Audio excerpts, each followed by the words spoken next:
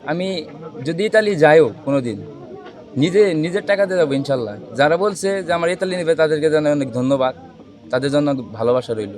এদেরকে জানাই অনেক ধন্যবাদ আমাকে এত সাপোর্ট করার জন্য। আসলে তারা যে আমাকে এতটা মানে সাহায্য করতে চাইছে, আসলে আমি নিজের পায়ে কিছু করতে চাই, আর নিজে কিছু করে আমি লামি স্যার বাবাকে দেখাই দিতে চাই যে আমি করেছি।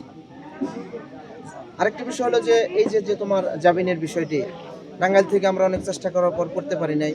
ব্যারিস্টার জিয়াউর রহমান প্লেটো ভাই যিনি টাঙ্গাইল সদর আসনের এমপি মনোনয়নের প্রার্থী, তিনি তোমার জামিনটি একদম ফ্রিতে করে দিয়েছে এবং সেখানে আমি 1 লক্ষ টাকা তাকে হাইকোর্টে আমি তার হাতে দেওয়ার জন্য অনেক চেষ্টা করেছি। আমার সে টাকা ব্যক্তিগত নেয়নি। টাকা নেয়নি। তো সেই তার প্রতি একটু তোমার কি বাস, এই যে তোমার জন্য ফ্রি কাজ করলো, হাইকোর্টের থেকে লড়লো, একটি টাকা নিল না, টাকা দিতেও চাইছিলাম তাও নেয়নি, এটা তার প্রতি তুমি কতটুকু কৃতজ্ঞতা?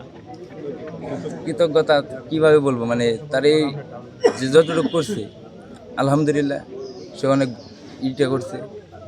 দোয়া করি তার জন্য অনেক ভালো হয়, কিন্তু